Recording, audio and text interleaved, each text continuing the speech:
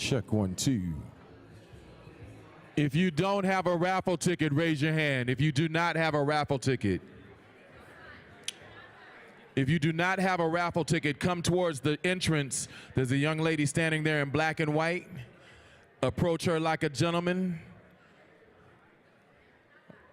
Approach her like the queen that she is, you all, and get your raffle tickets.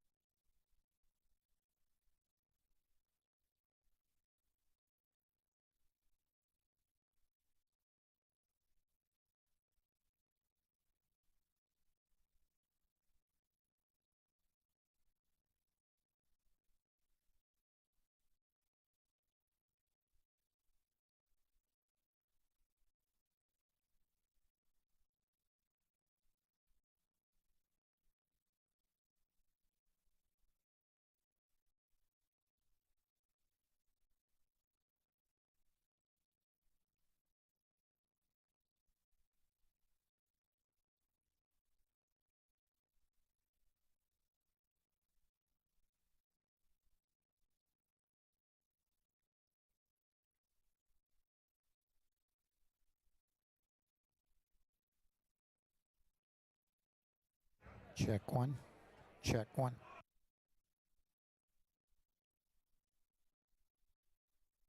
Check 1. 1, 2. Check.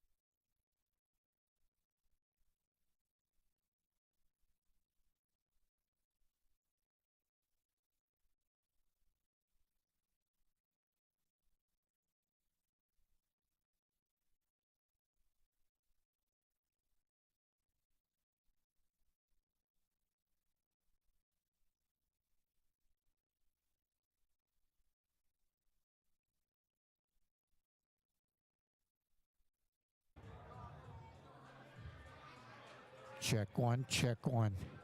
Check one. Check one. Check.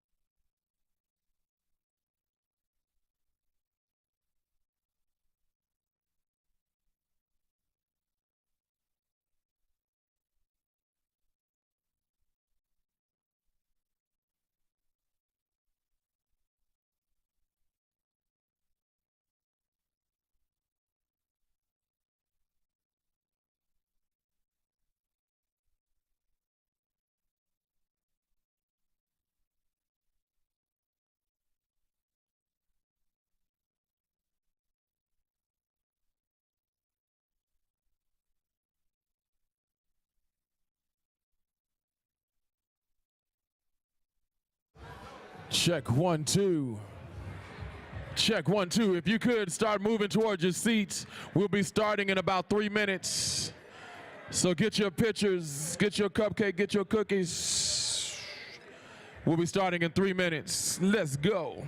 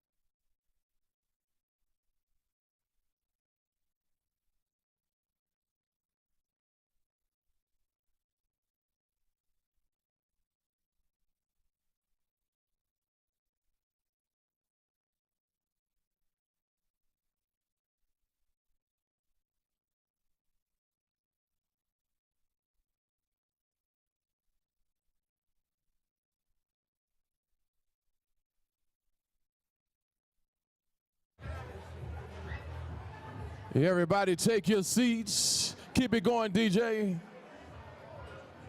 Everybody take your seats. Everybody take your seat. Yeah, let's go.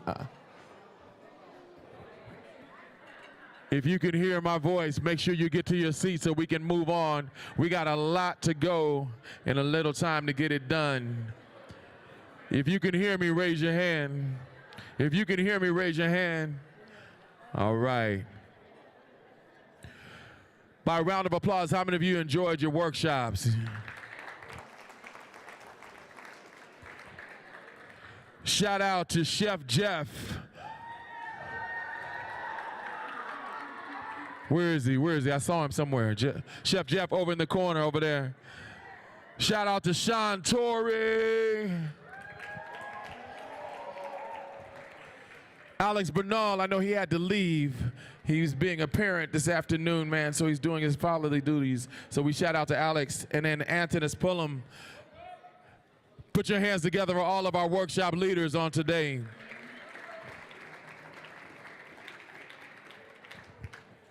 How many of y'all learned something just by waving your hand? How many of y'all learned something? How many of you walked away with something to think about and consider? Then our time has been worth it. Now, do me a favor. Get your phones out real quick. Get your phones out real quick. If you made that post that we asked you to do earlier, How many of y'all have gotten some comments back already? How many of y'all got some comments? How many of y'all got some comments? All right. Now, let me ask you this by show of hands. How many of them were positive? That's what I'm talking about. That's what you know, the people that are behind you and that are pushing you on today. All right. So thank y'all for making an investment in yourselves on today. One other thing. How'd y'all enjoy that food? Was it all right? Put your hands together for the chefs, for the team that's been making sure. All of our wait staff have been making sure that y'all had everything that you need. Put your hands together for the sound team back there, making sure that you can hear everything. One time for the DJ, keeping the atmosphere nice and smooth, y'all. Yes. How many of y'all got bars out there? Anybody got bars? Anybody who got bars out there? Uh-huh. I see a couple people pointing. All right, we might check y'all out a little bit later. I ain't got no bars, but I can sing a hook or two. Coming up, Vegas Don, y'all, is going to drop a little something on you. Vegas Don, you ready, my brother? Yeah. Now, look, Vegas Don, last year, man, I asked you to let me get on a hook, man. Yeah, you did. Y'all say, hey, let Unc get on a hook. Nah, y'all ain't convinced. Y'all say, let Unc get on a hook. He still didn't hear you. He didn't feel you. One more time. Let Unc get on a hook. And I want to thank you guys for coming out. I want to thank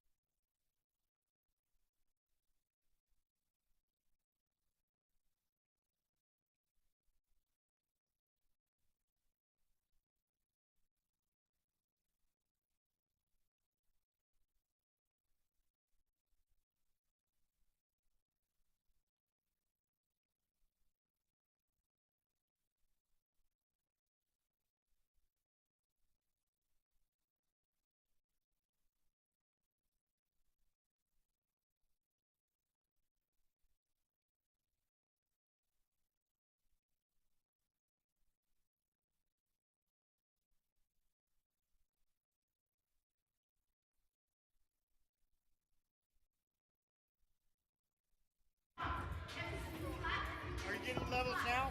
All right.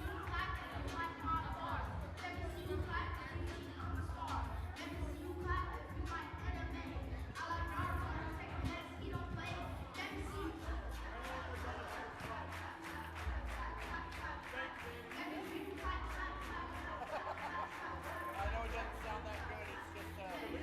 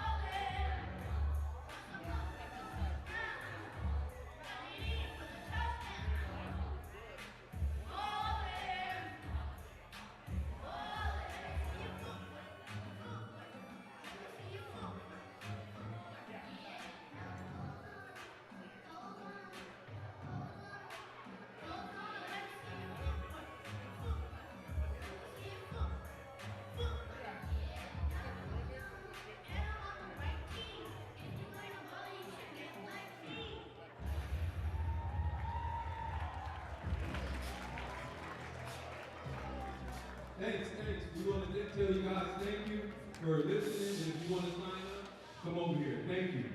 Thank you. Y'all put your hands together, make some noise, y'all. Don, can we have them come right real quick? So we want to bring them both back on stage real quick. DJ, run that last track back just a little bit.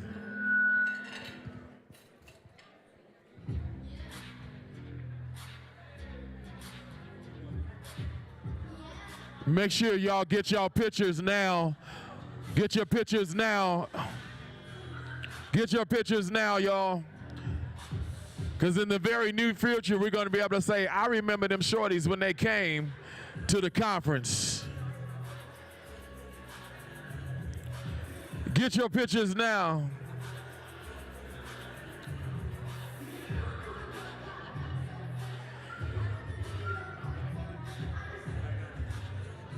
Gigi and Bibbidi.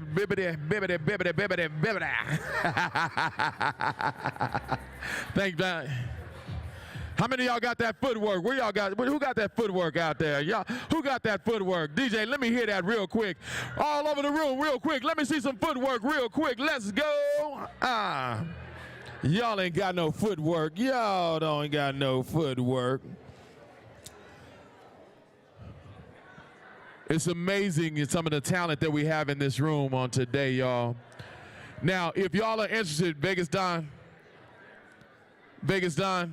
if they are interested in, if they got bars, if they got talents. That's right. Here we go right here. We got talents, you know, in beat, and choreograph, whatever it is in hip-hop game. Come over here and we'll put you on. All right? Thank you. Thank you, Captain. That's what's up. That's what's up. Hey, look here, y'all. This next panel, if you can hear me, wave your hand. If you can hear me, wave your hand. If you can hear me, wave your hand, wave your hand, wave your hand. Yeah. All right. Check this out. This next panel, yo, is about to be fire. I can't wait for these guys. So do me a favor and welcome to the stage. I'm going to call him Derek G for right now so I don't mess up his last name. There's Derek. Derek's back there. All right, come on up. As he's coming, also welcome Malachi Williams, Donchi King, Tone Angel Gutierrez, and Juan Lopez, y'all. It's about to be crazy. Y'all about to get some knowledge out of this world right now, y'all. Put your hands together as they're coming forward. Oh, no, they can't feel you. Put your hands together as they're coming forward.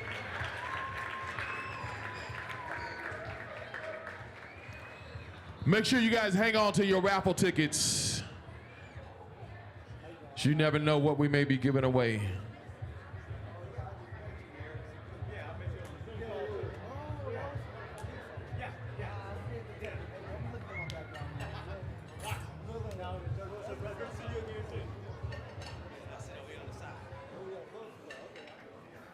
All right, gentlemen. You guys have had an opportunity to kind of hang around and see what we have here today. And there's a lot of potential in this room. At their age, some of you guys were sitting in their position. And so we want to kind of think from that perspective today. I was them, but look where I am now. And I'm telling you guys that, hey, if somebody's talking while I'm talking, you can't do both. Hello, if you can hear me, wave your hand. The one table, if you can hear me, wave your hand. Thank you, brother. Appreciate you. So I got some $1 million knowledge up here on this stage, y'all, for you. So these brothers have all done some great things, some entrepreneurs, some that are in the corporate world that are doing some great things that were you not too many years ago. So make sure y'all pay attention, and then I want y'all to ask them some questions at the end. Y'all ready? So I'm gonna start out on the end. Introduce yourself, tell us a little bit about you, and then we'll get into the conversation. Hello, everybody. Can y'all see me, hear me? Hi. How y'all doing? Good, good. I know y'all, we in the middle of the day. We gonna keep going. My name is Malachi. Everybody say Malachi. My name is Malachi Williams, but a lot of you or some of you may know me as Sparrow. I'm a muralist in the city. I also own a nonprofit, and I have a for-profit, which is Strokes, LLC. Thank you. What's up? What's up? I'm Tone Gutierrez. I also own a nonprofit and a for-profit, and I'm here in Las Vegas, and I'm just happy to bless everybody with some knowledge right here. God bless you.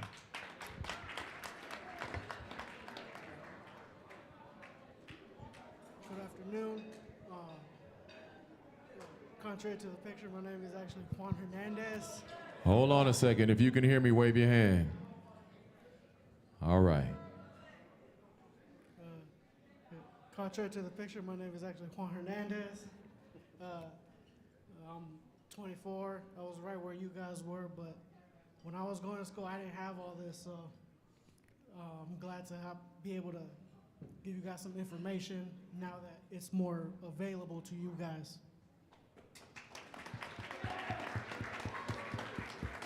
Hello, hello, hello. Can you hear me? Good, good. Well, hello everybody. So my name is Derek Jumphy.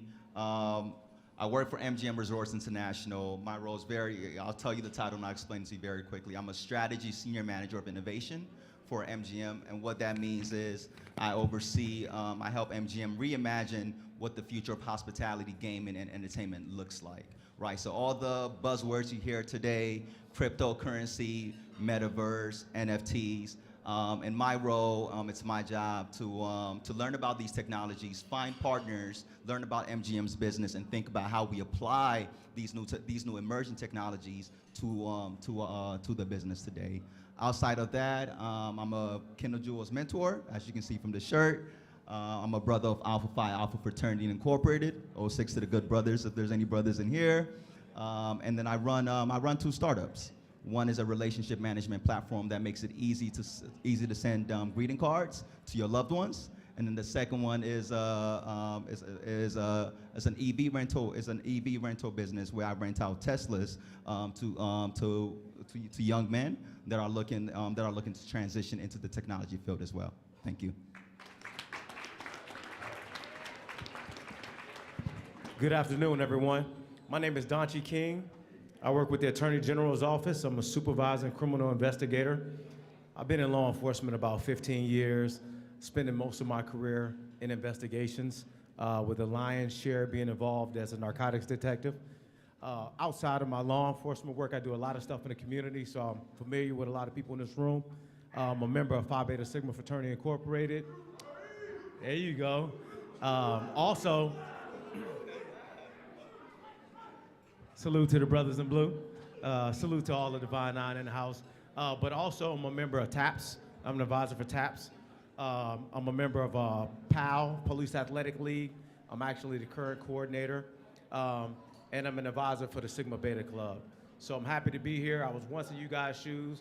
I'm a product of the youth groups, youth organizations, events like this. I sat in those stands, and I always thought that I could be somebody on that stage. Here I am, and I'm gonna share everything that I learned with you guys today. Thank you. All right, so let's get started. Let me ask, how many of y'all have some art skills? How many of y'all have some art skills? All right, how many of you have ever been told that you talk too much? How many of you like money?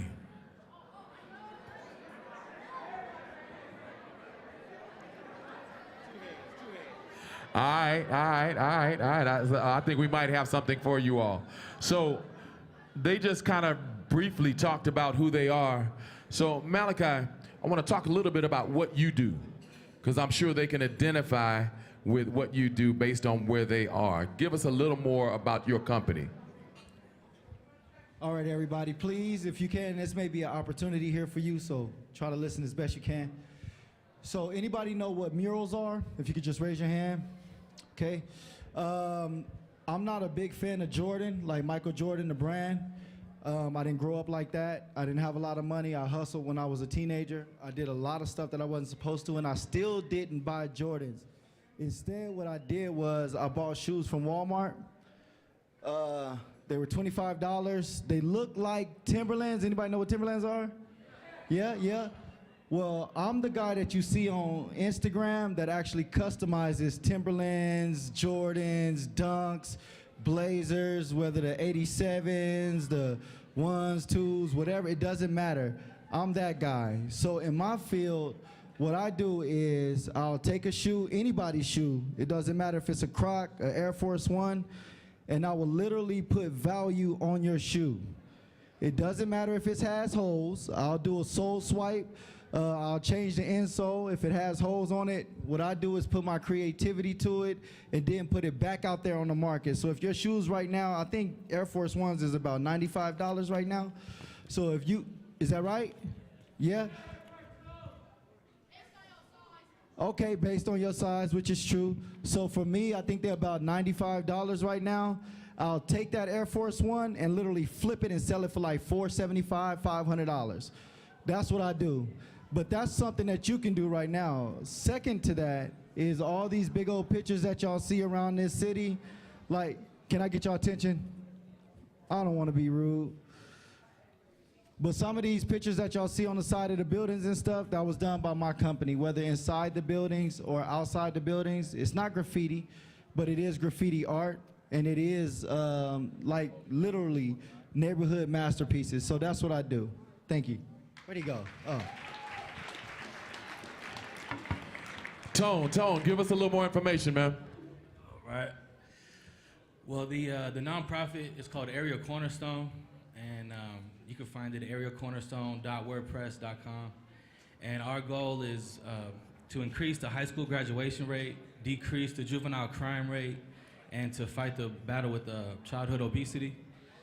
And yeah, it's something we offer that kind of connects with all that together is an after-school program. It's an obstacle course. The nonprofit right now is based out of California, so it's an obstacle course, some tutoring and stuff.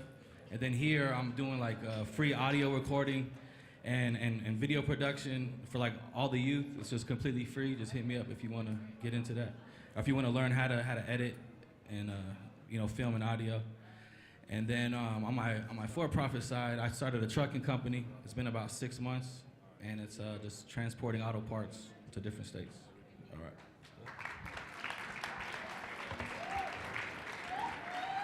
Okay, so any of you guys can take this question.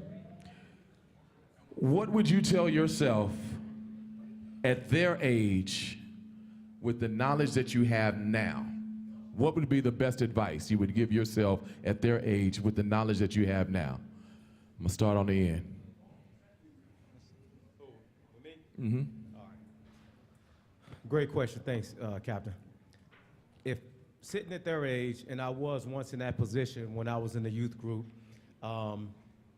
like I said, I always thought that I could possibly be that person on the stage. Now, we all go through ups and downs. Because I'm a police officer now, doesn't mean that I was perfect. I went through some of the same stuff that you kids are going through now. I was a knucklehead growing up. How many people are born and raised in Las Vegas, Nevada? Raise your hand. Okay, give a hand clap for that for the natives, because I'm a native. So, growing up in Las Vegas, I moved around a lot. Single parent home, I stayed on the west side, I stayed on the east side. You know what goes along with that, you get into trouble. So, would you guys believe that I've been arrested a couple times in my life when I turned 18? I didn't let it deter me. I didn't let it deter me. So, my grandfather, who was one of my biggest role models, he always preached going to college. He said, you know, son, you need to go to college. You need to go to college. I didn't know what I wanted to do. At one point, I wanted to be a chef. I like cooking. It's fun. I tried it. It didn't work for me. But I wanted to do something else, so I figured out. Once I got into law enforcement, I understood the value of having a degree.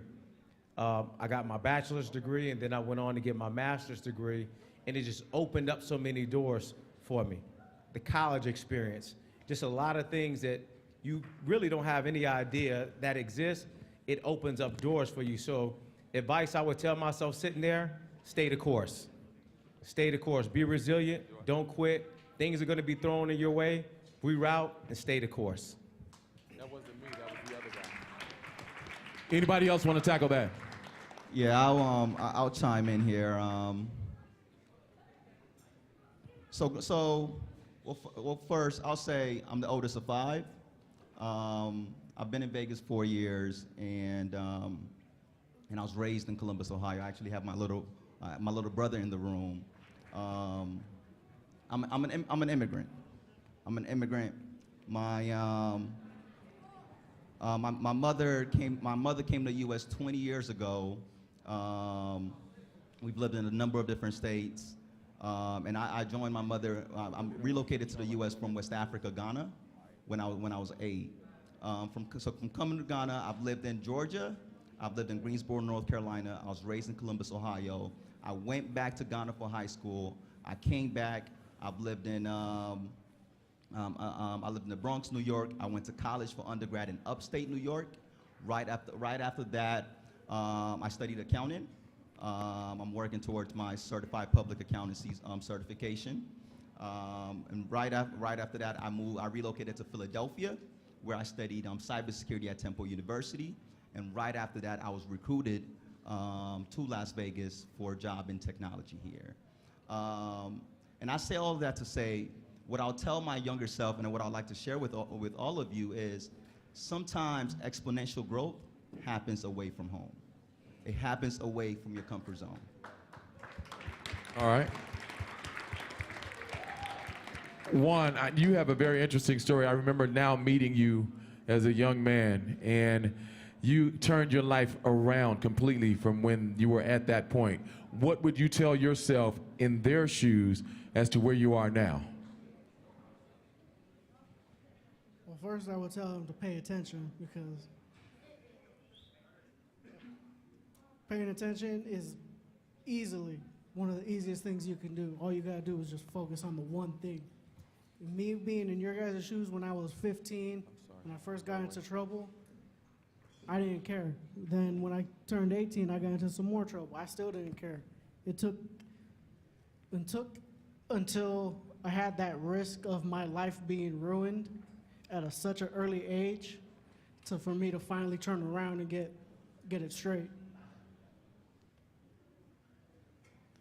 The way I've lived back then is not the way I want to see other people, other kids, my kids eventually. I don't want them to do the same dumb things I was doing. Okay, thank you. Thank you for that, for the transparency moment. Now, one of the things we heard today, Brother Heat said that it takes you 10 years.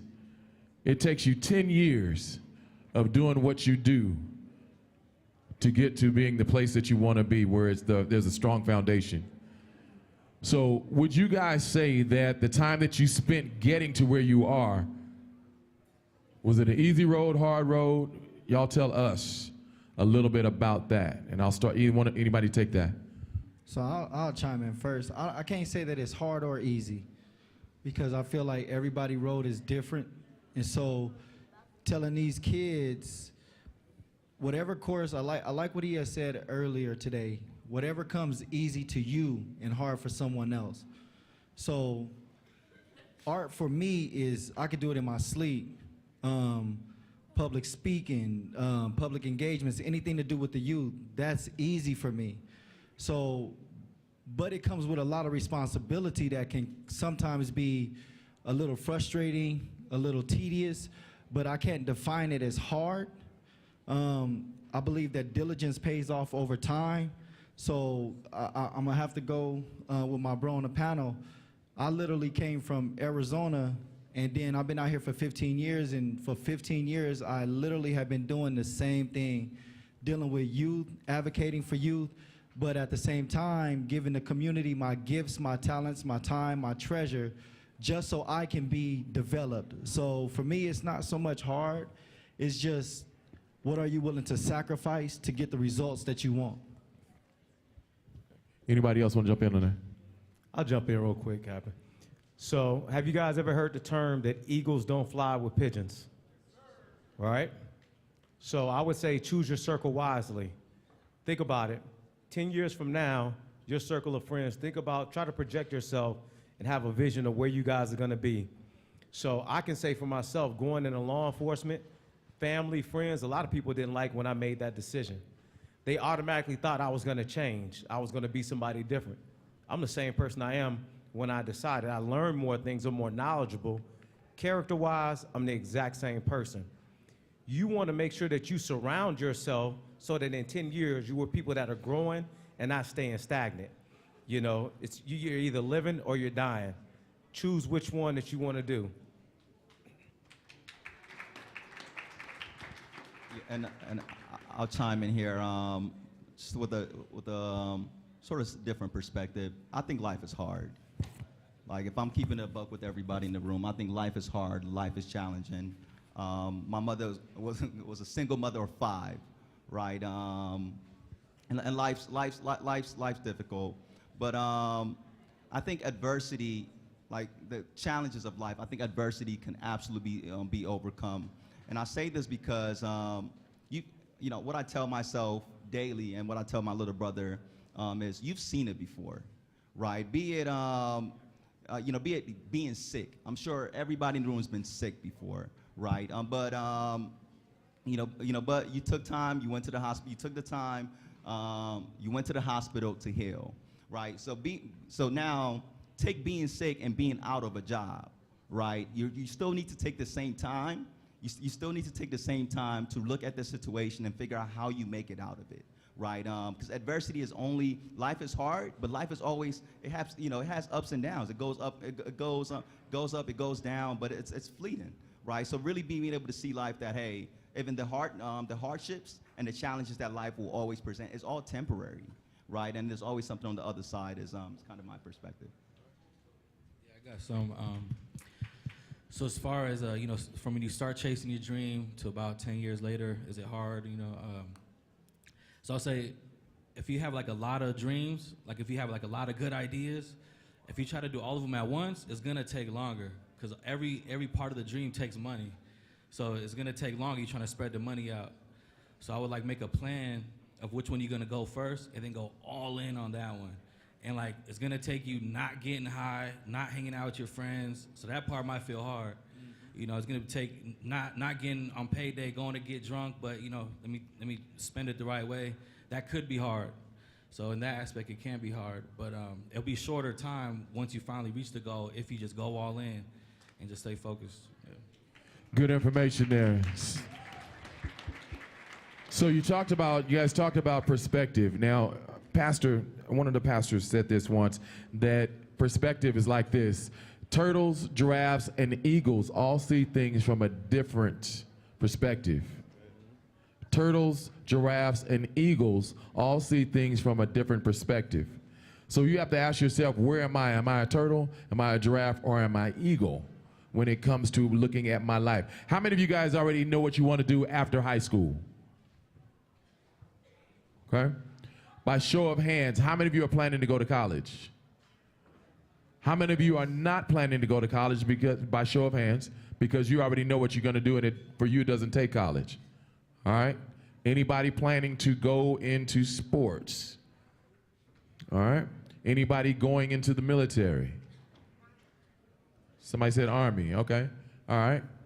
How many of you are going to start your own business? How many of you are taking over a family business? Okay. So what they just told you is to work your plan. And you got that earlier this morning, said work your plan. What you find, it becomes easy to you. For me, music is easy to me. Law enforcement was easy to me. So I was able to do dual careers, you know, over my plus years that I've been here in Las Vegas. So when you're looking at this stage, you're looking at brothers that worked their plans and got into the positions that they're in, and they're doing great. These are decision makers. These are bosses that you're looking at up here. So look at them and going, 1 year I'm going to be sitting in this panel talking to another group of kids that looked like me. How many of y'all planning on doing that? Put your hands together, make some noise.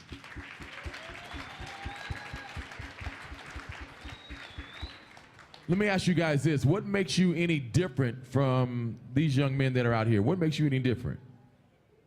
Where you're sitting, you guys are sitting at the big table. You guys are sitting in the boss's chair. You guys are making decisions. What makes you any different? I mean, times have changed, and you know, we don't understand what they're going through because life is so much harder now. It's different according to them. Is it different? What makes you different? I don't know what makes us different. I mean, I'm older. I'm way older than them. Like, you know, they're young, so I guess time, you know, for me. But again, I was 15, 16, 17 doing art then, you know, and now I'm doing art at the age that I'm at now. So I don't see it's a big difference other than a mature time. That's it. I'll say I think the only difference is just decisions. That's it. Decisions will allow you to achieve your goals or they won't, you know, and it goes back to your circle. You know, who do you surround yourself with? Do you surround yourself with positive people?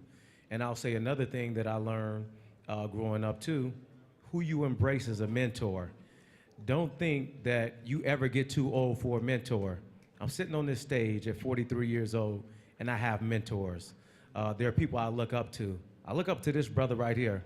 He was a cop when I was still in school, when I didn't even know I wanted to be a cop. You know, so, and I've seen the things that he's done in the community, and there's other individuals like that. So decisions, just think about decisions, guys. Will it hurt me or will it harm me? You didn't have to tell that part, man. I'll add, you know, we're all, like in this room, we're all alike more than we are different. I don't think anything really makes us too different, but I would say what's helped me in the past, just over the course of my life, especially moving around so much at an early age, is wise men, right? Wise men seek wise counsel. Wise men seek wise counsel. You know, and what that means, just to break it down, is don't try and solve your problems in a vacuum, right? What happens in a vacuum is you suffocate, right? And you don't want to do that. If you're going through something, if something's not going right, if your spirit is off, talk to somebody, right? And I'll say, you know, the same person you talk to about your schoolwork, cannot, you know, it's not the same person that you talked about maybe your music or your passions. You can find different people that you expose very certain areas of your life, and you can trust that they'll give you the input and the wisdom that you need. So I think what's helped me, and I'm 25 years old, right? So I'm not too far from y'all. But what's really helped me is I've been able to tap into the knowledge of my brother next to me and my brothers up there, and actually not have to go through the experience myself, because they already seen it, they already done it, and I didn't have to go through it. So wise men seek wise counsel.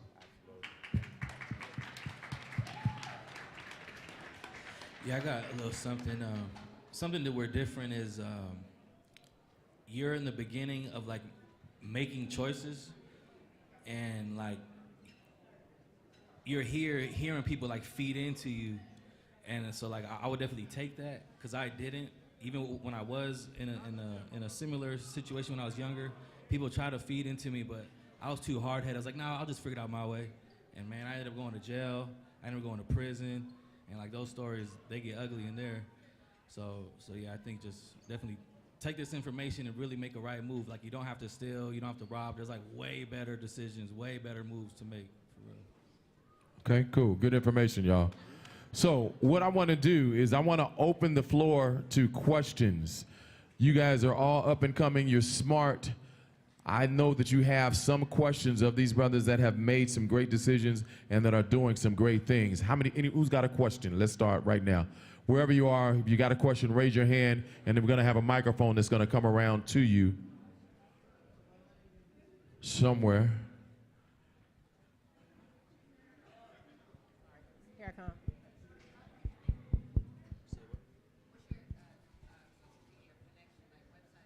Ariel Cornerstone on like Facebook. And, yeah, it's Ariel like the mermaid, and then Cornerstone. All right. My question is. Wherever you are, stand up. All right. My question is, what motivated you guys to, continue and not give up? You know what motivated me is people telling me I couldn't do it. And even sometimes it's the nonverbal things that motivate you too. When people would look at me, you know, my son said that in their class they talked about perception. So I knew when people looked at me, they thought less of me. And they just thought I was some kid from the projects that was never gonna do anything. But I always knew deep down inside I could be a change maker if I applied myself. So what I did was I worked towards my goals. I always set standards. I wrote things down. I had a roadmap to success. So in other words, he worked the plan. Young men, how many, and this is funny on the side, but how many of y'all ever been told, I know you can't get that number, and you know what I'm talking about? How many of y'all went after that number? All right, okay. Got that number, right? Turned out to be the worst number. No, I'm just kidding.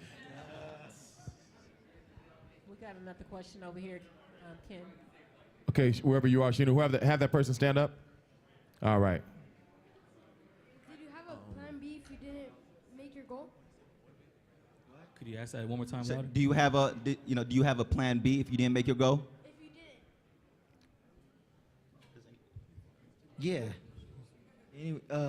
If you don't make the goal, a plan Don't B. make the goal. Yeah. Is there a plan B? I'll take that. I always I always have a plan A, B, C, D, E, because sometimes what you're trying to get to, the path to get there is not always as linear or as straightforward as you thought. Right, you get thrown maybe some curveballs, and it's just like, oh, maybe I thought I was going to do this thing in 9 months, but maybe I might have to take this class or take this course that is going to take me 18 months, but that's okay, right? Timing is just perception. I'm going to get there eventually, and that's okay. And then I wouldn't say that I have a plan A, B, or C per se. I just pivot in my main goal. So I know, like how he said, with time. So I know that my main goal is going to stay in its place because I was motivated to get to that place. But because of the curveballs that come in and because of the factors that we don't consider, because you can't see everything. In black and white, I tell this to all my clients. You ask me to give you something in black and white. And in black and white, which is basically words or a sketch, in black and white, it looks beautiful. This whole conference was beautiful in black and white. But then the live action happened and we had to pivot, right? And the conference is still dope. The piece, the client, everybody is still happy.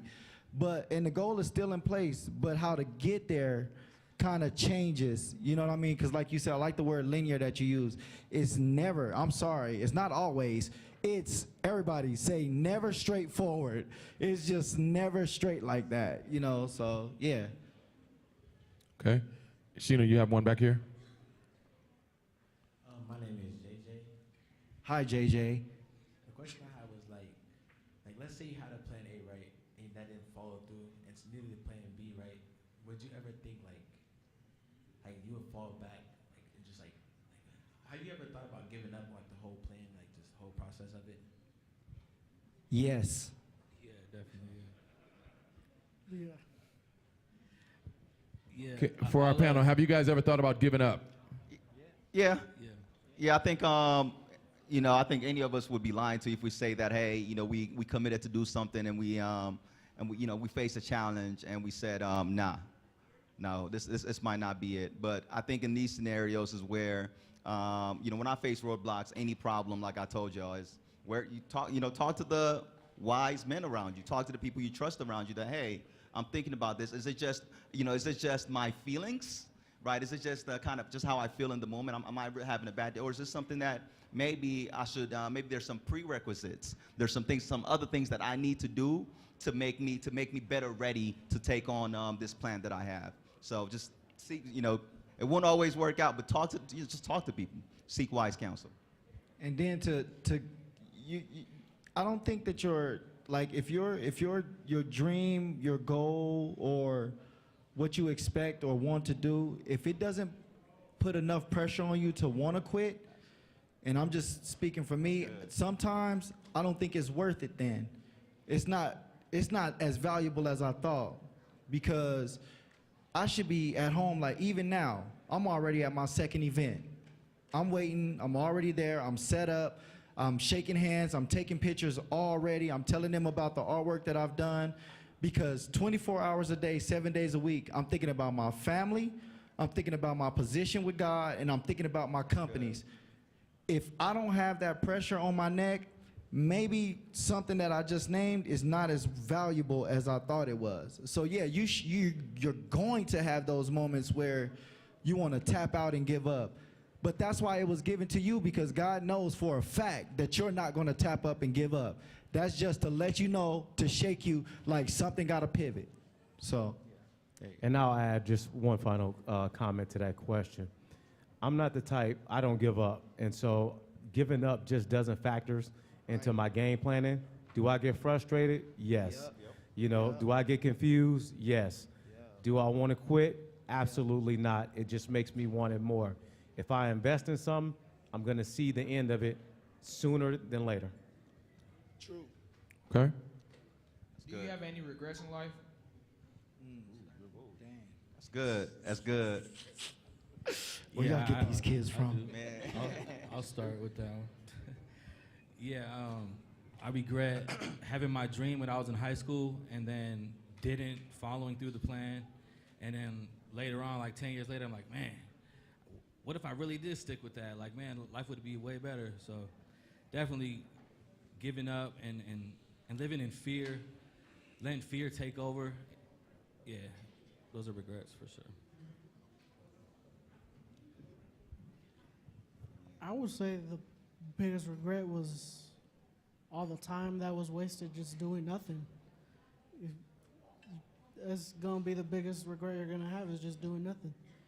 All of us over here, we all here because we do something. We didn't waste time thinking about it. We all did it. I think sometimes when you start questioning your life path, I think everything happens for a reason. Your time is your time. I first applied with the police department when I was like 20. I didn't get on until I was 24, but I was man enough to understand I wasn't mature enough then, and it wouldn't have worked out. So I do believe that your timing is your time. Had I got on earlier, things changed, I probably wouldn't be sitting here talking to you guys today, because I'd be in a different space. So I do believe your time is your time. Good. Yeah, that's good. Out of anything, what made you want to become a businessman? Oh, yeah, I'll start right there. So with me, I worked 9 to 5, made about $160, $170, and then I started my own business and like made like $1,000. So that was definitely a big difference. Like, I'm doing the same thing. Hold on, this is crazy. So it's a big part right there, and then the freedom of time kicks in, and then you can really think about like family, or like if you believe in Jesus, you can get deep with Jesus and like try to make the Bible come to life in you and stuff. But it's what I do personally, so that's why I say that. Oh man, go ahead, Malachi. No, please. Okay. So I've been married for 15 years, and my biggest cheerleader, aside from my baby girl, is my wife. So my wife literally is my ace. Like, if she would be here, but she's taking care of our other kids at home. She saw what was inside of me before I saw it. And so at the end of the day, we had hit a big roadblock in our life. And at the time, I was working for the city of Las Vegas part-time. I was working for Clark County Gang Intervention part-time. And I was doing my little hustle, which I call a hustle, on a part-time. And when we had the roadblock, I'm gonna be honest with you, some roadblocks are just opportunities or springboards to catapult you into what you will become. I didn't grow up like trying to be a businessman, but what happened was when I hit that brick wall, my wife sat back and said, babe, if you don't open the company, we won't be able to maintain. The money's there, but the time is not. So for me, the reason why, and I don't call myself a businessman so much as I call myself an entrepreneur, the reason why I am in this position is to exactly what he said, is to literally preserve time. So now I can be a better stay-at-home, not a stay-at-home, but an involved father. I can be an involved husband. I can be an involved brother. I can be an involved, community person. So now I embrace the idea of entrepreneurship so I can have more time to do what I really want to do in life. I'll add to that. I was with one of my best friends last night, and he shared, and my best friends and I, we talk a lot about a number of different things, but he was born and raised in Las Vegas, went to Cimarron High School, and he shared when he was in when he was in high school, he was like, yo, I used to burn CDs back in the day. The new Lil Wayne came out, I burned on a CD, and I used to sell it in school for like maybe $5, $10, right? So he's like, yo, man, I've always been in sales, right? And as and people don't understand, but sales is a science. And as I matured, I continued to kind of just do that in different ways. Today, he works as a finance manager at Audi, right? And as a finance manager at Audi. But how he got there was based off of the skills that he was building back in high school. How he got there was based on the skills that he was building when he was in your shoes, right? So what I would say is what made me want to become a businessman is being able to recognize and lean into the skill sets, the things that I enjoyed, that I was excited about when I was 12, 15, 18, and now kind of just stepping into the space of, oh, there's actually the same skill sets I have, it actually applies to a big corporation like MGM. Right, and going to college and mastering it and perfecting it. Thank you. Give me a second, Ken. It's a lot of talking in here. And we've made an agreement as young men, and most of you are well and old enough to know better than to talk when people are speaking. This table right here, I'm going to call you out. You've been doing a lot of chattering. Would you like to contribute something positive to the day? Because if not, I'm going to say be quiet and finish out the day. You guys are here to learn something, and it's hard to learn when you're not listening. So when you go back and you don't have those tools in your back pocket that you need to be successful, to be respectable black and brown men, it's nobody's fault but your own. You guys are too old. Give these men on the stage that have taken time out of their day to come and pour into you the respect that they deserve. And I don't want to have to repeat it again. The good thing about having you registered at a school is that you can be disciplined at that school. And I don't want to have to pull that card, but I will. Enough is enough. We have asked you more than twice. And once was enough.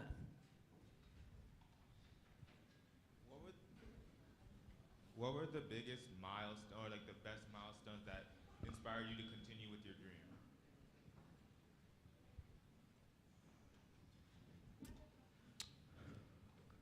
I think one of the biggest milestones for me was when I got my bachelor's degree, because I joined a fraternity of educated folks. And so now it was like I got it. I walked across the stage. I heard him call my name. My mom was alive to witness me do it. And I was the first generation in my family to do it. There were things in law enforcement. Thank you, guys.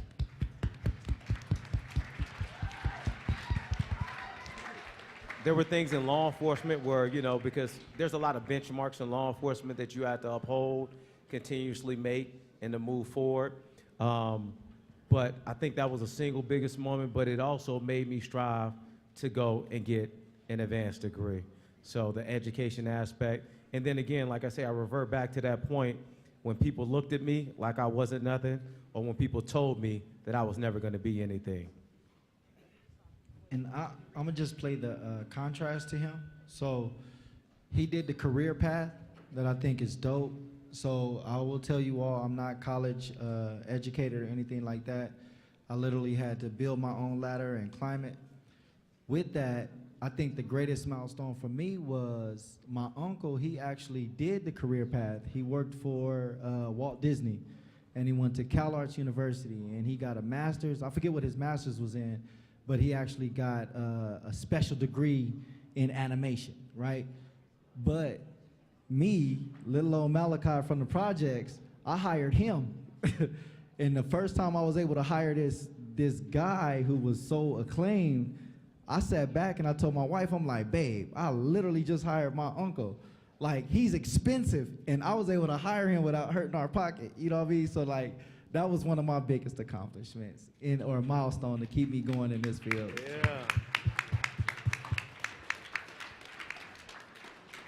Yeah. I would say my biggest milestone will probably have to be my first one. When I first got out of school, I got my first job. I got my first paycheck, I looked at it as like, this is hard work.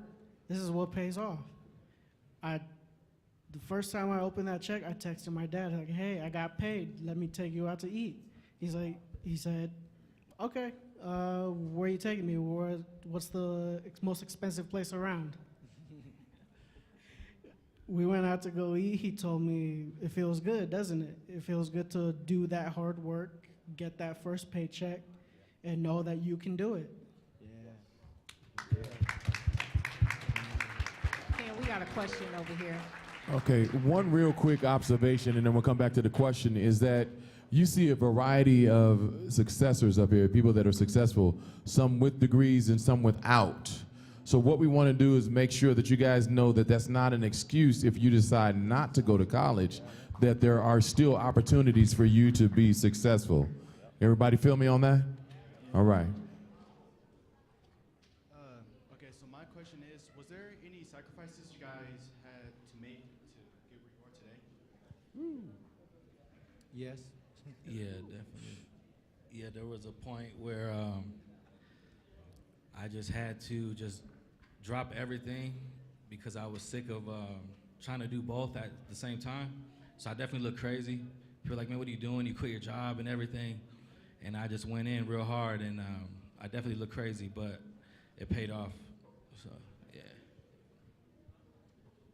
Man, just the yes, and you know, one immediate thing that comes to mind is, I mean, I haven't like I said, I've lived in the past 5 years. I've lived in 4 different states. I have no family here in Las Vegas, right? I literally moved here by myself at 21 years old, right? Because I was recruited because I had an opportunity. I was recruited out here for a tech job, and the sacrifice there is, as I lean into my career to grow my career, my entire family is back on the East Coast, right? And hello, yeah, and as much as you know, I'd want to be with them, right? I mean, I'm also the oldest of 5, right? For my little brother in the room to see me successful, for my mother to see that, hey, all the, you know, being in the U.S. for 20 years, 18 of those years undocumented, right? This is the fruit of her labor. I had to take these leaps and make those bold decisions that, Mom, I'm not going to be home. Like, I'm taking these leaps. I'm going to pursue a career to eventually come back and able to have my 14-year-old brother who now lives with me here in Las Vegas. That's dope. That's dope. Yeah, and just to add to that, I think anytime you're chasing your dreams, sacrifice is part of the equation. Yep. You're gonna have some sleepless nights. You're gonna have some long nights, a lot of studying. You may not get to hang out, kick it with your friends, do any extracurricular activities, go to concerts. It might require you to save and stack your money. It might require you to hit the books a little harder. But I think on the path to success, sacrifice is gonna play a role. And I equate it to like boxing. So I've been around in boxing since I was 13 years old. I run a boxing gym, the Richard Steele Foundation on Cheyenne and Simmons. So one of the things when I'm teaching new boxers, we talk about a boxer's mind state. When you take your days off, there's somebody still training, somebody still working. If you go hang out and you go to a party, your opponent is still training and still working. That doesn't mean they're sparring all the time. They're just doing something, moving them closer to their goal. They could be watching film, they could be studying, could be footwork drills. But that's the sacrifice if you want to be great. Okay. As a young man, I realized that I can actually probably double or triple my life at this point, and I tend to reflect a lot. And I look back at my life, and I see that I've done a lot, and I know that I'm going to continue to do a lot more in my life. And I hope that by the time that I'm doubled or tripled it, I can look back and I'm a proud, happy man. So I want to ask you guys, how do you feel doing so much already? Are you guys proud or happy of yourself, or how do you make sure that you are proud or happy? That's actually can y'all give him a hand That's for that good. question, please? That's good. That's real good. That's a very, very wise and mature question. I like to say wise people ask wise questions. You know what I mean? So that's dope. I share this testimony very candidly. I work very hard, and I have to add up the cost a lot of times, and I add up the cost, not financial costs, okay? But I look at the whole situation and I say, you know, is this X amount of dollars worth it, or me taking my daughter out and go spend time with her, is that worth it? You know what I mean? And I do that because I didn't have a father figure or I didn't have a mentor. Like he was speaking about earlier about the mentors. So if I look back now, I could tell you that I'm at peace where I'm at, but I will always strive for what I feel like God has promised me, right? Even if I don't see it right now. But I'm content and not complacent in where I'm at. So I'm happy with chilling on the path. Like this for me, this is dope. I'm cool. Like if I died tomorrow, God forbid, I would have been like, man, I fulfilled a lot of what God told me to do, because I'm on a panel with other great men talking to all these great children. So yes, to answer your question, I'm very, very much at peace. So yeah. Anybody else? But dope question, nonetheless. That's a dope question. Yeah, I'll mention that. For me, my happiness, I think it's gonna be different for everybody, you know. But for me, something that I'm so ecstatic about that I like, it's just the greatest thing in my life is presently happening. Is it's like I'm not trying to get all religious and stuff, but like when I went to prison, I started to read the Bible. I got out, I started to fall back into the same old life, and then I had this crazy experience with God. Like it was real, and everything dropped off. I'm talking about pornography, masturbation, smoking weed, drinking alcohol, doing speed, doing coke. Like all of it just fell off, and I was like, wait, hold on, God, this is real? Like this is really real? So something I'm so happy about is that having my own business, I get to bring my daughter everywhere with me. She's 8, and she gets to see and witness like supernatural things and stuff. And I'm like, man, she's growing up in this lifestyle that it's hard to find, it seems like, in the world. It's like, that's something that gives me real happiness right there. As opposed, not opposed to, but more as a contrast, I gotta say,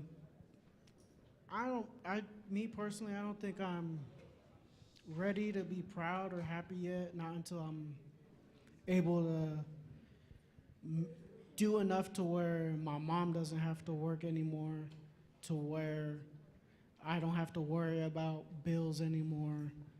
And I probably won't be at that proud moment until I know that I can say that my mom is happy, my sisters are happy.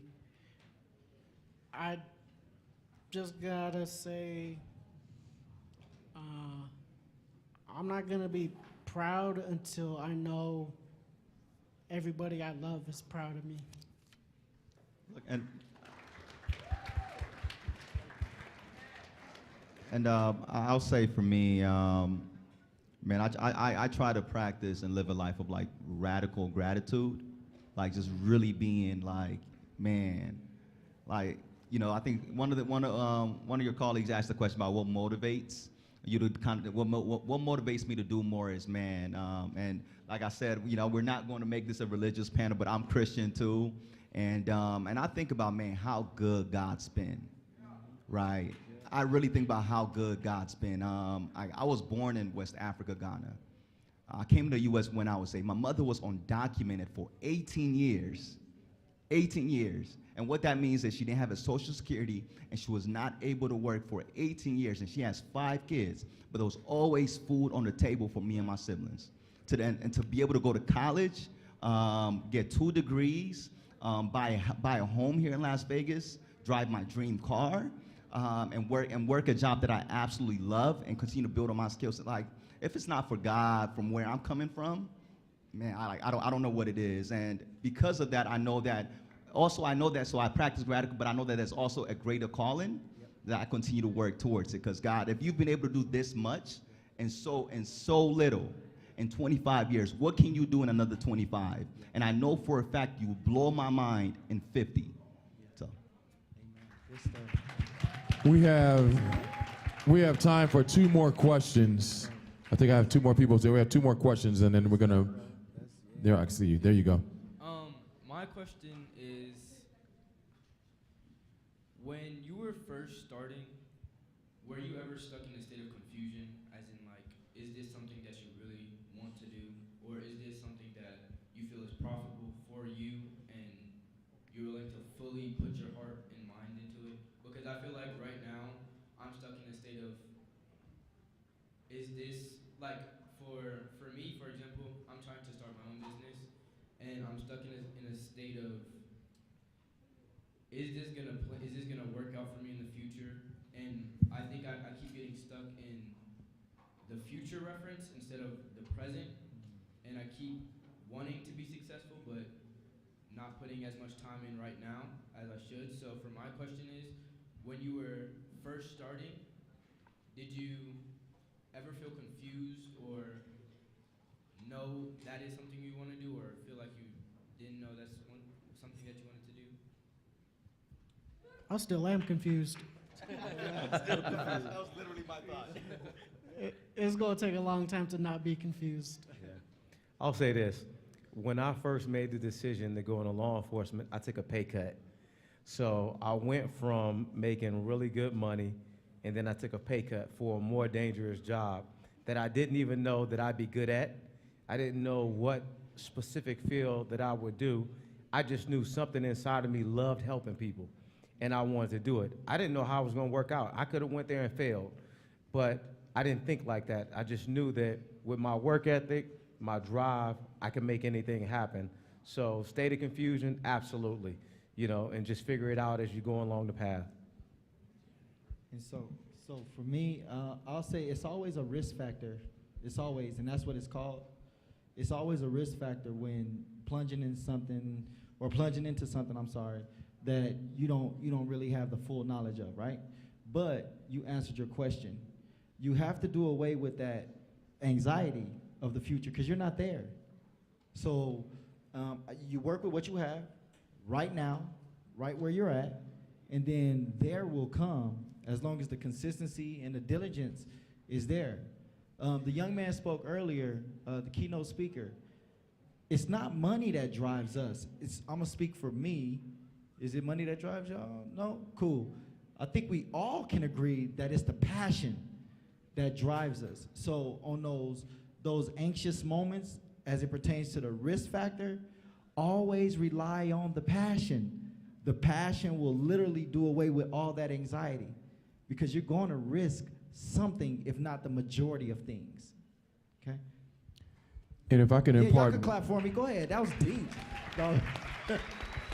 if I can impart one thing to you is, I'm telling you, change your conversation. Stop saying I'm trying to start a business, and say I'm starting a business. That's the biggest thing right there. And the process is what it is, and it takes as long as it takes. But if you take try out, it says that you're in motion. All right? So take try out of that conversation. Let everybody know that you're starting a business. All right? Last question. Hi, I'm Isaac Santillanes from Desert Pines, and community is a very important thing for many people, but as we grow older and get more experience, did your definition of what is community and what do you call community change as well?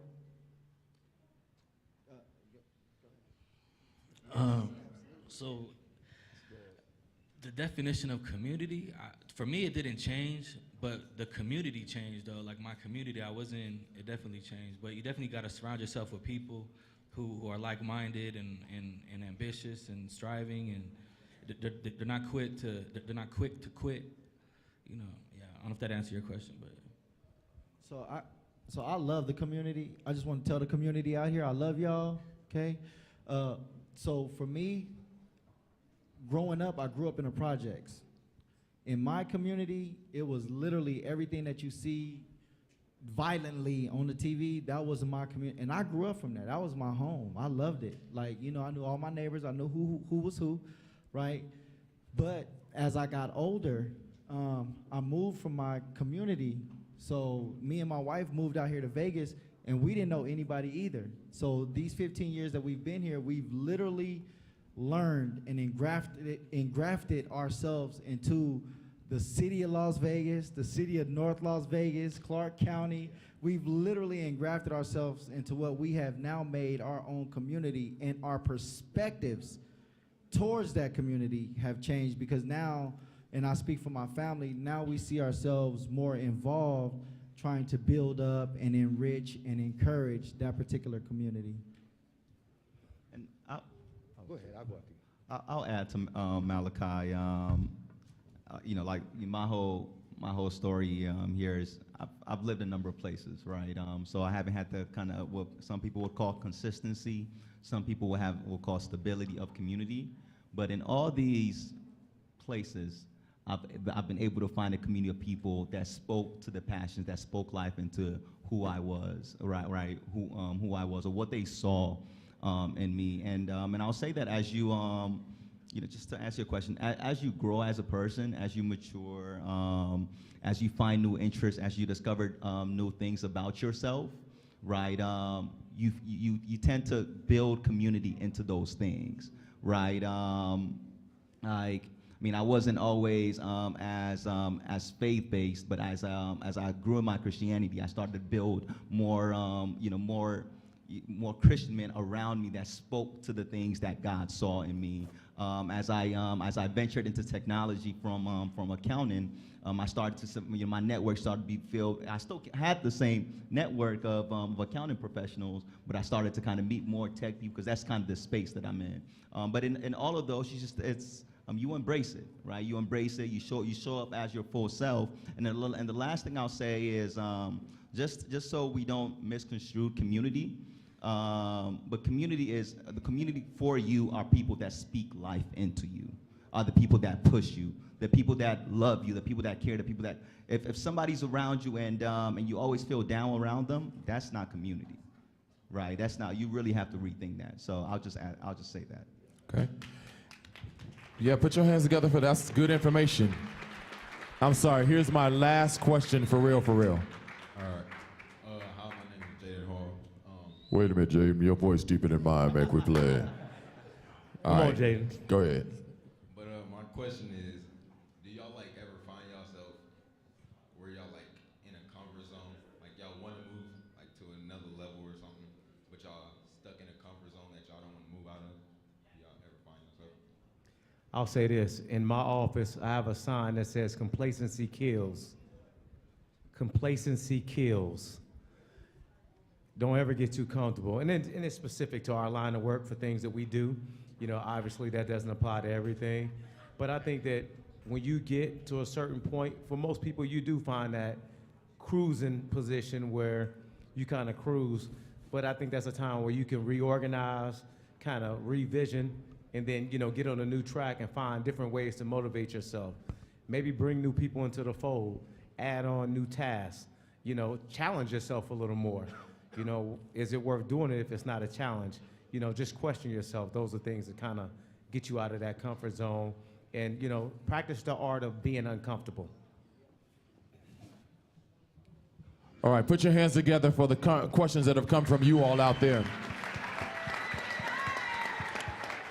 All right, so panel, I have one final question for you, and I'm going to start from the top and come down. Here's the question. Are you successful? Are you successful? If yes or no, what and how did you define it? How did you define your success or not? All right, are you successful? So y'all take about a minute. All right, here we go. Well, he said he can take it right now. Okay, I'll start off. So, Captain asked the question, are you successful? I'll say yes. And I'll say, if you want to know the answer why, look at the crowd, look at the audience. Every time I get a chance to speak to kids, we talked about community, the question before, my community grows. So success for me is having the ability to impart lessons on people that I've never met before so they don't have to take the same paths. It's not just me, friends, family members, and stuff like that. So if I can give you guys cheat codes, shortcuts, different routes, to success and you're there, there's no greater feeling than getting a phone call in a couple years and somebody saying, hey man, that message that you said or the stuff you did for me, it paid off, and I thank you for it. Next. I would say, am I successful? Absolutely, right? And how I measure success for me is from where I used to be, right? Y'all know in the age of social media, TikTok, Instagram, you see all these people that got it, or they think they got it, or they act like they got it.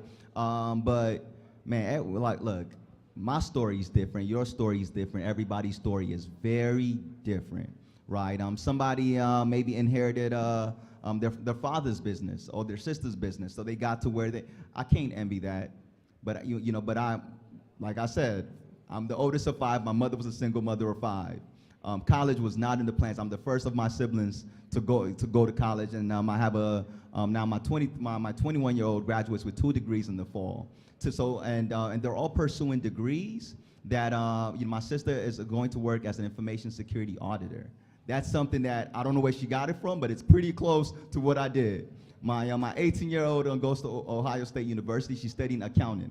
I don't know where she got it from, but it seems pretty close. So to me, it's like being able to expand the perspective of my siblings and also now expand the perspective of y'all, because I'm no different, right? I'm literally no different than y'all. So I am successful, and it's because I'm better than I was yesterday. Next. I gotta say, not yet. I don't think I'm successful yet. Not that I'm not, but I know that I'm gonna be at that point of success when I say I did it. That my kids eventually won't have to work as hard. I'm gonna make them work hard, but I don't want them to break their back. So it's a long road I still have until I can say I am successful. But until then, I just gotta say I'm not successful yet.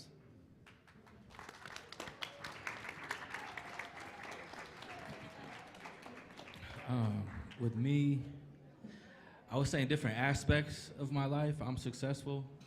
And then overall, I'm successfully moving towards where I believe God wants me to be.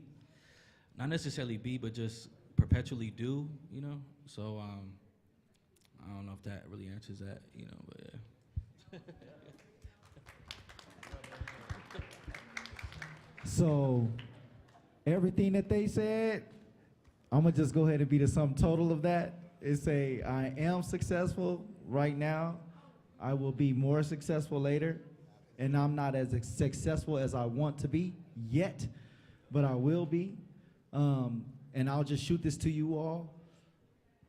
However you measure success is how you measure success, okay?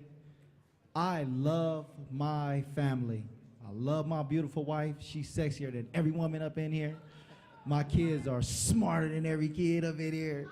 You know what I'm saying? They athletic, more athletic than all y'all. So for me, hey, no cap. No. So for me, my success comes from being able to watch them grow.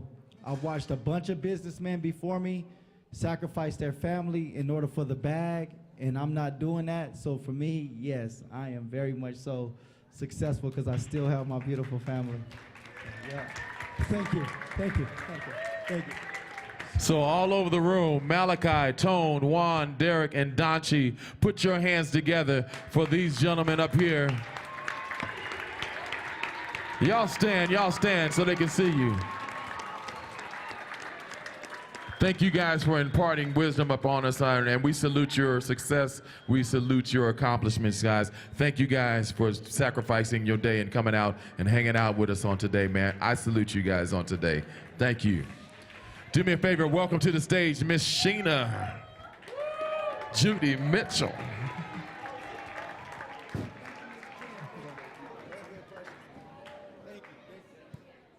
All right, where are your raffle tickets? Pull those out. We're about to raffle off a few items.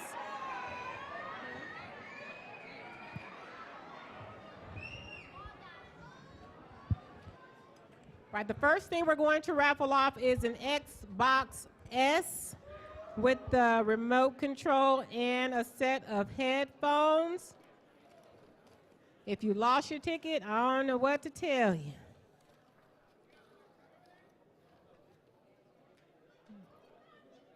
The last four numbers, 7122.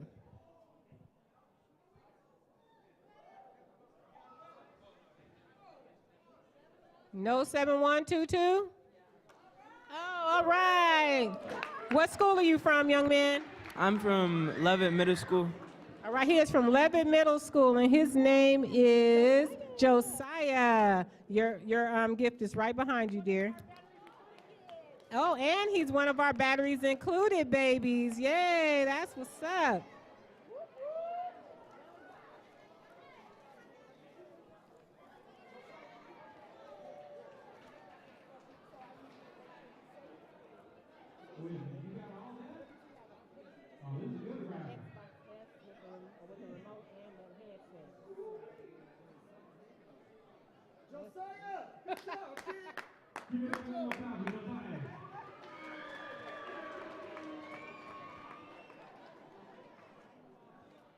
All right, the next item that we're about to raffle, and the last item, is a PlayStation 5. So listen close. 7401.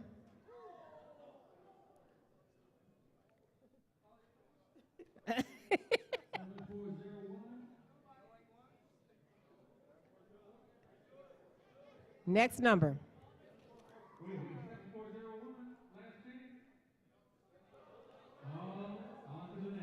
As with life, sometimes you only get one chance.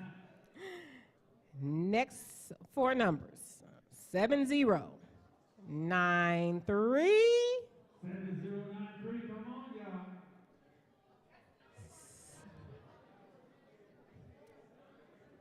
Next number. Because I know it ain't going to take whoever win this long to get up here to get it. All right, next number. My 7373. 7373, come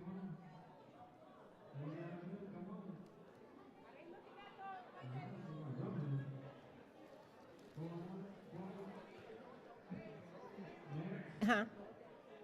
And no adult can win for all y'all, because I see a whole bunch of women in here for the Young Men's Conference. I do, I see y'all. But no woman's winning and no adults winning. So, just so that we're clear. Next four numbers, 73,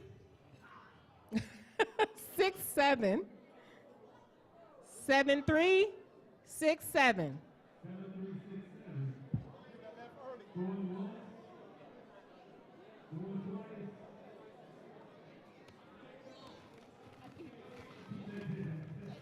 I'm taking it back. Ain't nobody want it. All right. 7291. 7291. Who got 7291? Ooh, I know we had a few kids leave, but all right, quiet down a little bit, and hopefully you guys are reading the last four numbers on your ticket. 7137.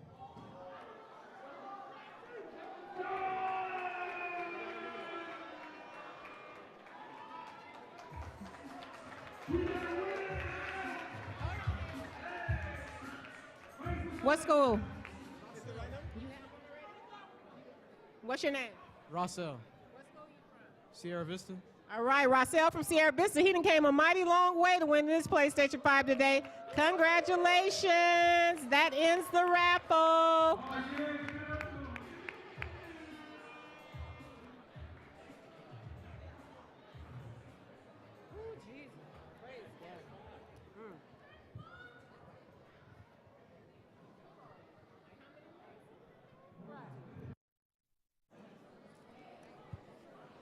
All right, we got one more thing to do before we get out of here.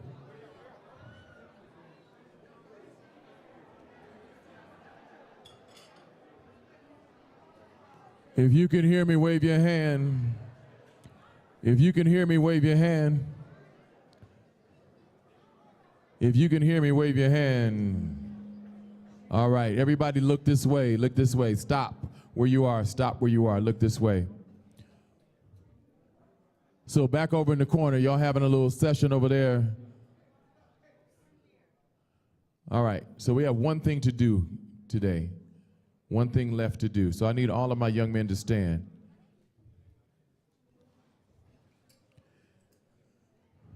So listen to me, you're gonna repeat after me, just something like we did earlier today.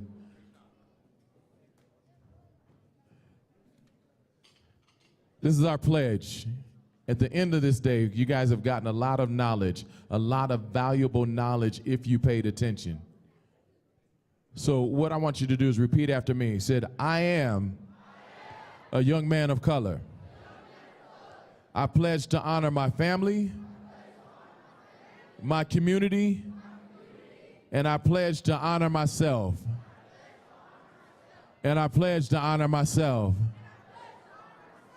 I pledge to lead my life, to lead my dream, and to lead the change I wish to see in the world. I pledge to make the impossible possible. I pledge to make the impossible possible.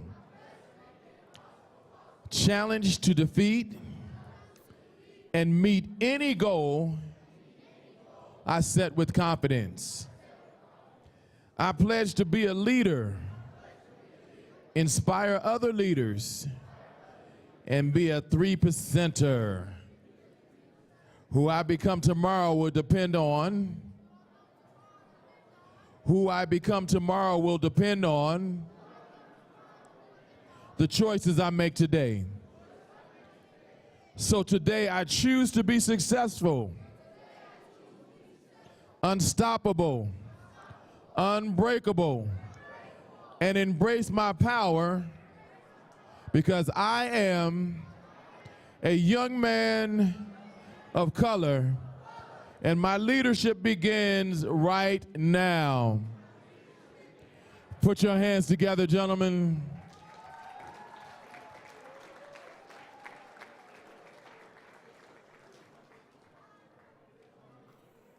I have one more person to bring to the stage. Brother Jermaine, is he still here? Y'all welcome Jermaine Reeder to the stage.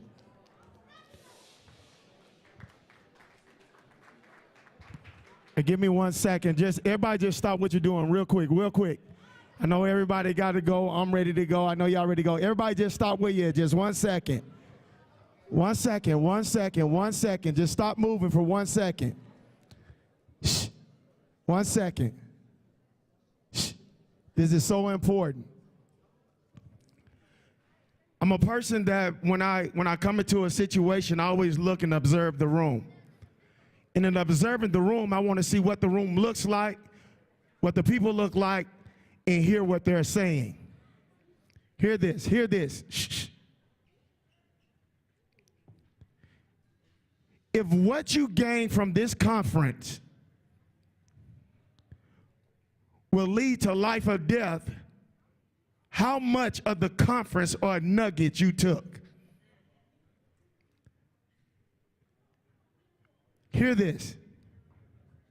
Hear me when I say this. From everything that was said in the conference, if you had one nugget, shh, I still hear some talking. This is so important. This is so important. If it's an adult that is near, this is so important. Somebody say death. And the Bible speaks that life and death lies in the power of the tongue. And what you're going to hear is that some of you all are going to take these nuggets and it's going to catapult your life. And some of you are gonna say, you know what, man, it was cool, it was all right, you know, I had a good time. They fed me. And you're gonna walk out those doors.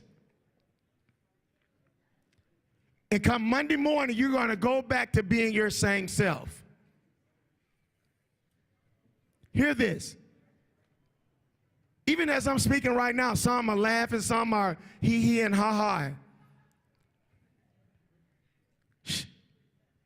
But it's gonna come a point in your life is that when you're gonna meet to where you're gonna have to make a sound decision on whether or not the nuggets that I've taken, that I've absorbed, will they matter in my life to come?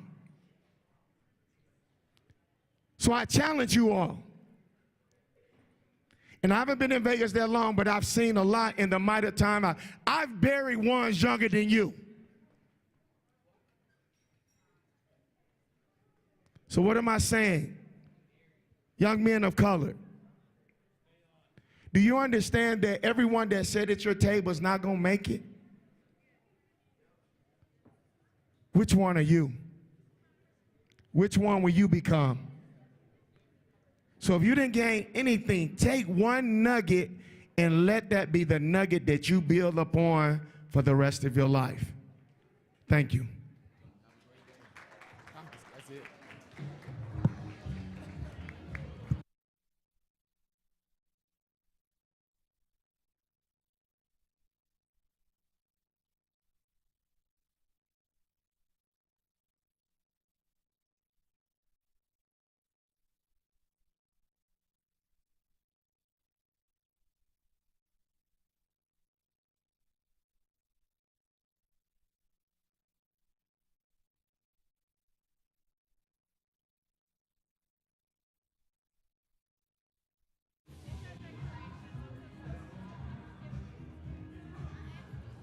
Somebody left their book